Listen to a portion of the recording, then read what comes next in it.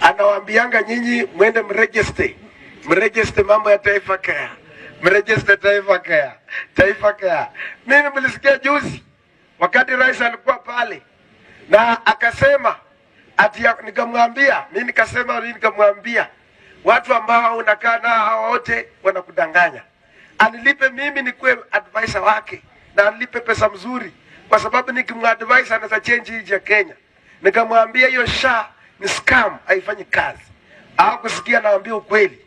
Sasa juzi wakati tulikuwa kule Naivasha kwa bunge, nikasimama nikaambia lazima tutoe hii SHA, turudishe ile NHIF, kwa sababu hii SHA imechukuliwa na makartels ambao wana benefit na hiyo mambo yenye SHA hii.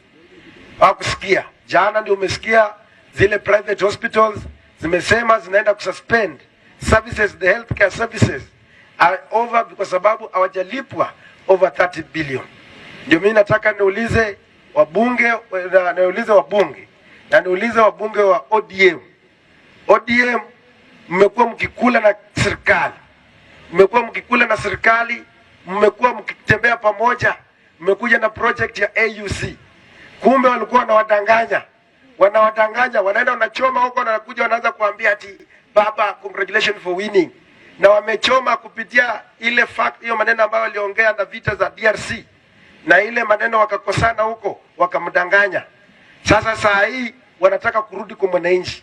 Nataka niulize ODM na Raila, kabla mkuje kuanza kuongea na wananchi, muende tushikane pamoja, tutoe ile SHA, ili ya kwamba watu, kwa sababu SHA ishachukuliwa na cartels and it will not work. Turudishe into NHIF system to improve where it is necessary and so that watu wetu wapate matibabu. Sio vitu ya kudanganya wa Kenya ati healthcare, Taifa Care, to register. Una register nini na ifanye kazi? Si ndio? So hayo maneno lazima yasikike.